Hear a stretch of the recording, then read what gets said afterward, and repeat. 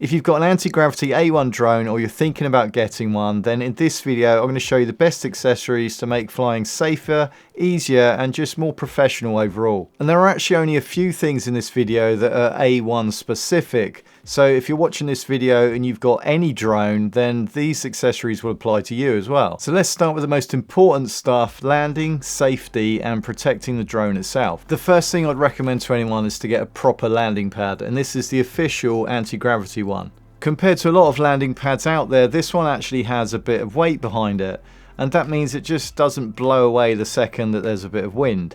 You don't need to peg it down, you don't need to weigh it down, it just sits where you want it. And it's actually a pretty good size, and it's big enough to land comfortably without it feeling a little bit tight. It folds down easily and goes straight into a backpack or the bag that comes with the drone. And one big advantage with this pad is the high contrast surface. The drone can actually detect it as it comes into land, and this makes it a lot easier. And you've also got a different design on the front and the back, so it doesn't really matter which way you use it. And the other thing that's important with the landing pad on this drone is lens protection, because the landing pad doesn't just help you land accurately, it also protects that bottom lens every single time you take off and land. But if you do happen to damage a lens on your drone, then the other thing I'd recommend getting is the lens replacement kit.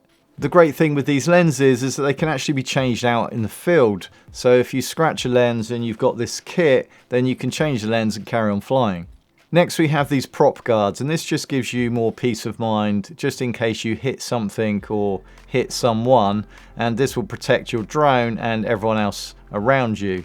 And these clip easily and very quickly onto your drone. It takes like less than a minute to put them on and even quicker to take them off.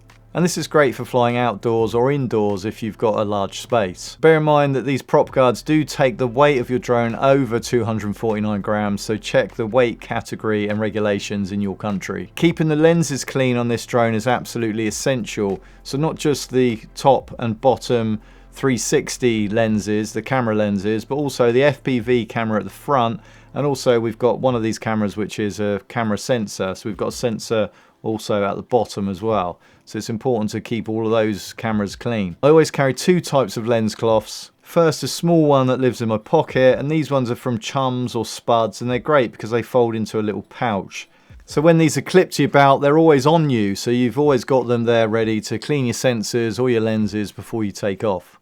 And then in the bag I keep a larger cloth, and that's for wiping down the drone after flying and before flying, and especially if it's damp, dusty or muddy. You should always put your drone away in the cleanest state possible, because that will just prevent problems later. So now let's talk about battery life, because this obviously impacts how long you can fly for. These batteries look identical, but this one is the extended battery and this one is the standard battery. And the extended battery gives you longer flying time, which takes the pressure off, gives you more flexibility when you're up in the air. Personally, when I'm flying, I return home at around 25 to 30%. It just gives me that extra safety cushion just in case I hit high winds or I'm out further than I think. And that way, if I use an extended battery, it just gives me that extra flying time. If you don't buy the Infinity bundle, then you don't get this triple charger. And I can't recommend this highly enough. It's one of the best accessories I've got within this kit. So it charges 3 batteries at once, but it also has a really clever feature. If you've got 3 batteries that are all fairly low, it can take the charge from the 2 lowest batteries and then push it into the one with the highest charge. So instead of ending up with 3 batteries that are pretty much unusable, you'll end up with 1 battery with enough juice in it to give you another good flight. And the other really good thing with this triple charger is that you can double it up and use it as a power bank. So if you've got a battery with say 25% left in, you're not going to do any other flying with it, well, you can activate this as a power bank and then charge your phone, for example. It's just another one of those small features that makes this whole setup more flexible when you're out shooting. All the gear with the anti-gravity A1 charges via USB-C, and the biggest mistake you can make is converting that to USB-A, because then you get really slow charge speeds. So to get the most efficient charging, you want to use a USB-C hub like this one here. So this has 5 USB-C outputs. 2 of them are 140 watt outputs, 2 are 100 watt outputs, and then you have a 30 watt output. And you've also got 3 additional standard USB outputs as well. So this means you can charge your drone, your batteries, your goggles, your controller, a separate camera, and even your phone all at the same time at really good speeds. It just simplifies the whole charging setup massively. For charging out in the field, I always carry a high capacity power bank, and this one's 25,000 milliamp hour. This one's made by iNew, and they're my favourite power bank brand at the moment, and they've got a whole range of power banks, different sizes for different needs and purposes. As a backup, these can really save you for charging some of that peripheral gear. You need at least 2 memory cards with this setup, one in the drone and one in the goggles. And I also carry spare memory cards because they do fail, and when they do, it's never at the most convenient time. And I stick to SanDisk Extreme Pro or Insta360 cards. And both of these I've found to be reliable, but always check the manufacturer's recommended cards on the site. And just as important as the memory cards is a proper card case that protects the cards and gives you somewhere to put your spare cards, so you know your cards are safe and you know they're not going to get lost. All of these bits charge by USB-C, as I said, so one essential accessory is spare USB-C cables. These can easily break or easily be lost, so just chuck a few in your bag. One bad cable could stop you charging any one of these items, and then your shoot could be finished. If you've got a paid job with this drone and you've got the client there and you want to look as professional as possible, or you just want that added layer of health and safety to cordon off your area and make people aware of your takeoff and landing area, then I highly recommend using these collapsible cones. They fold up really compact like this, and then when you're out you can just pop them up, get half a dozen of these, spread them out around your area, and it's just a really good bright visual way of just showing people where you are and what you're doing, just to make people aware. And these are super lightweight, but they're pretty stable as well because they've got a fairly solid plastic base, and then when you finish using them you just collapse them back down again, like so.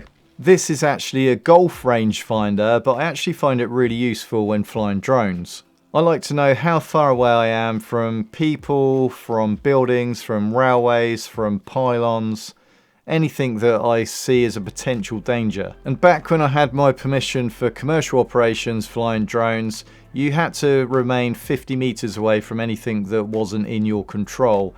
And even though we're flying under 250 gram drones now and the rules are very different, I still like to keep that as a benchmark. I'm an ultra cautious flyer, so this just gives me more peace of mind, and it's a very cost effective way of measuring distances properly instead of guessing. And the last tool I carry is an anemometer. I think I said that right. And this measures wind speed. A lot of the time you can judge the wind just by how it feels against your face or how far the trees are blowing, but some insurance may stipulate that you can only fly in certain wind speeds, and certainly the spec of the drone will also specify the fastest wind speed that you should be flying in with your drone. And of course, wind at ground level isn't the same as wind 100 feet up, but this will give you a rough guide, especially for takeoff and landing. So where do you put all of this stuff? Well, in the box with the anti-gravity drone you get their own bag, and it's actually a really good bag, but I much prefer a backpack. This is the backpack I use, and it's probably, I'd say it's like twice the size of the anti-gravity bag, but it's still really compact and you can fit all of the stuff in that I've talked about. Maybe not the cones, but certainly all the other stuff. And this is just a standard camera backpack, but it's the perfect size, not too big, not too small. And with everything in there, there's still room left over for maybe some extra cameras or accessories if you wanted to carry them. And this is just more comfortable and easier to move from location to location with it on your back. And it just helps you be more organised because you've got movable dividers, a lot more pockets as well for all of your bits and pieces. Let me know in the comments which is your favourite accessory, or if you've got an accessory that I missed. And for more tips on the anti-gravity drone, you can watch this video next, and I'll see you over there.